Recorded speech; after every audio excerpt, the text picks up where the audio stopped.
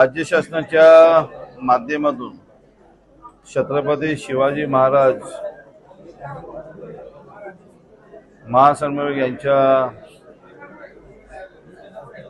वतीने आणि ठाणे जिल्हा विभागीय कार्यालय आणि कल्याण तहसीलदार यांच्या माध्यमातून आज नागरिकांसाठी शासन आपल्या दारी हा उपक्रम आज या डोंबिवली क्षेत्रामध्ये आयोजित करण्यात आलेला आहे। अनेक लाभार्थी जे आहेत म्हणजे शेतकरी असतील, कामगार मजदूर असतील, अनेक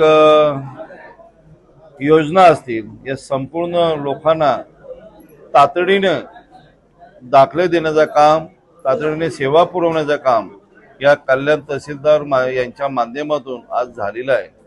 आणि अशा प्रकारे हा महायुतीचं सरकार काम करत आहे। सन्माननीय महाराष्ट्र राज्याचे लाडके मुख्यमंत्री सन्माननीय देवेंद्रजी फडणवीस साहेब आणि या महाराष्ट्र राज्याचे माजी मुख्यमंत्री आणि आता जे उपमुख्यमंत्री तमाम महाराष्ट्र राज्यातल्या लाडक्या बहिणीचा लाडका भाऊ एकनाथजी शिंदे साहेब आणि उपमुख्यमंत्री आपल्या सुमित्राताई पवार यांच्या या महायुती सरकार अतिशय लोकांसाठी चांगल्या प्रकारे काम करत असेल।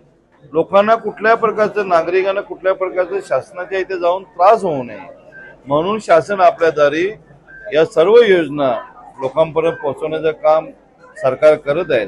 मी मनापासून या तिन्ही नेत्यांचं अभिनंदन करेन, आभार मानेन आणि खास करून आपले महसूल मंत्री सन्माननीय चंद्रकांतजी बावनकुळे साहेबांचं, कारण त्यांच्या माध्यमातून अनेक लोकांना शासनाच्या वतीने जे त्रासदायक काम होतं, म्हणजे सर्वेचं काम असेल, पोर्टिशाचं काम असेल, येण्याचा विषय असेल, सातबाराचा विषय असेल, अशी अनेक जी लोकांची कामं रखडलेली होती ती सोपी करण्याचं काम चंद्रकांत बावनकुळे साहेबांच्या माध्यमातून झालेले आहेत।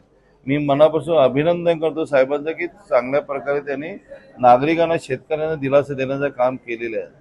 आणि खास करून आज कल्याण तहसीलदार साहेब असतील, त्याचे अनेक महसूल खात्यातले अधिकारी असतील, यांनी चांगल्या प्रकारे लोकांची कामं केलेली, लोकांना काम सोपं करून देण्याचं काम केलेलं आज मी मनापासून अभिनंदन करेन, आभार मानेन आणि अजून याच्यानंतर चांगल्या प्रकारे शिबिर तुम्ही लोकांपर्यंत नेण्याचं काम करावं अशी मी मागणी करेन आणि आजच्या दिवशी त्यांना शुभेच्छा देईन।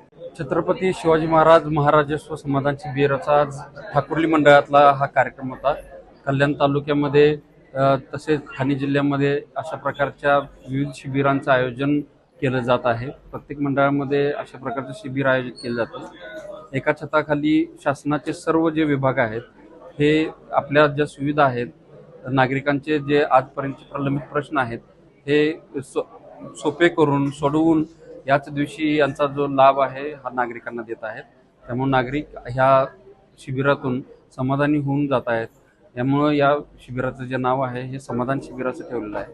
अशा प्रकारची शिबिरं ही तालुक्यातील प्रत्येक मंडळामध्ये आयोजित करण्यात येणार आहेत। तरी माझा यापुढे आवाहन राहील सर्व नागरिकांना की या सर्व शिबिरांचा त्यांनी लाभ घ्यावा।